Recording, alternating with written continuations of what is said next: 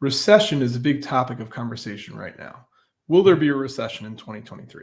That's a question that we get asked by our clients and relationships fairly often these days. First of all, before we can answer, will there be a recession, let's define what is a recession. So a recession is traditionally defined as 2 quarters of negative GDP growth. That essentially means that the economy has shrunk 2 quarters in a row. Now, what do we normally look at Noblestone Capital at least, to determine the likelihood of a recession? So we look at a handful of indicators, and 4 of them are what we look at most strongly. So number 1, it's how is unemployment going? Which direction is it going? And in this case, the economy happens to look strong, at least based on the employment data that we have. Unemployment actually, according to the last report, has continued to shrink, and the employment situation in the country looks strong. So that's a positive, and that doesn't indicate that there will necessarily be a recession anytime soon. However, we also look at retail sales, real retail sales adjusted for inflation on a year-over-year basis. And because we have an economy that's very strongly driven by consumerism, by people purchasing things, and the retail sales picture has looked poor really for a bunch of months, and certainly the past couple of months in a row. So the indicator there to me is that, again, not necessarily that there will be a recession, but it looks like there's a risk of recession happening just from that data point. Number 3, we look at industrial production growth. Historically, we don't necessarily have an industrial recession that leads to a general recession. However, when there's an industrial recession, that itself usually means that there will be recession. So recessions can be caused by other things, but when there's an industrial recession, that almost always historically has caused a recession in the United States. That may be a little bit less true today than it was in the past because we're less of a manufacturing-driven economy. However, it's still certainly an important sector that affects the economy in general. And it happens to be that we are almost definitely currently in a manufacturing and industrial recession, which again leads me to believe that there's a strong chance that we will have a generalized recession. And number 4, we look at the yield curve, meaning how are interest rates priced in the near term versus longer term interest rates. Normally, shorter term interest rates are lower and longer term interest rates are higher for whatever reason. When that relationship reverses, it's called an inversion of the yield curve.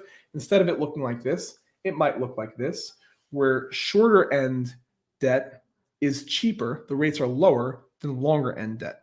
That is the case right now. Now, of course, it's important to look at for how long. Rates are constantly changing. So for how long does the yield curve invert, which parts of it invert, and how deeply it inverts. Is it a little inversion or is it a deep inversion? So to keep it simple, right now, many points on the yield curve are deeply inverted and have been so for a while. So that's also a strong indicator of recession. The challenge of looking only at yield curve inversions is that the signal is that at some point in the next year, maybe year and a half, there's likely to be a recession. So if you look at all of these together, it's true, employment is stronger. But the other 3 tell the story to me that make me feel fairly confident that there will be a recession in 2023. And even on the employment side, although the data, which is somewhat lagging, is strong, at least anecdotal data from the finance sector and the tech sector, where we have the highest concentration of our high-paid jobs, there have been a ton of layoffs recently, which imply the employment situation is worsening, which again points to me towards recession. So, okay, I think that there's a very good chance, a strong chance that there will be a recession in 2023. What do we do about it? How do we invest? So first of all, liquidity, cash, is important in a recession because risk assets, things get tighter without explaining the mechanics of that. And having liquidity rather than having risk assets is often a good thing in a recession.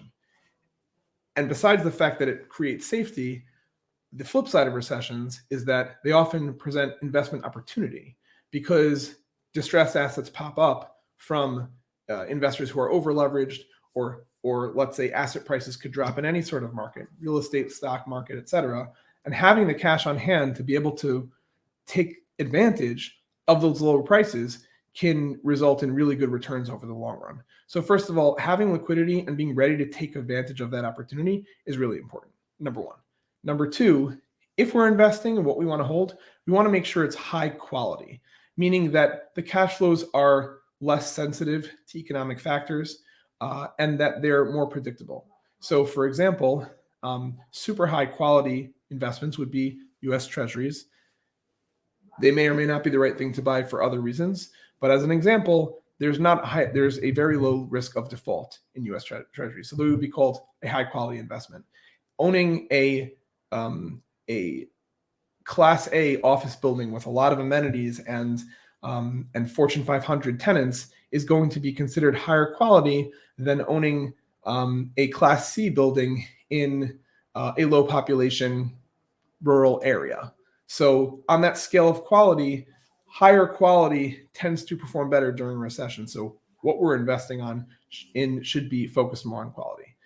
We'll have more videos on investing and what we think we should do in 2023 and opportunities in the future. Thanks.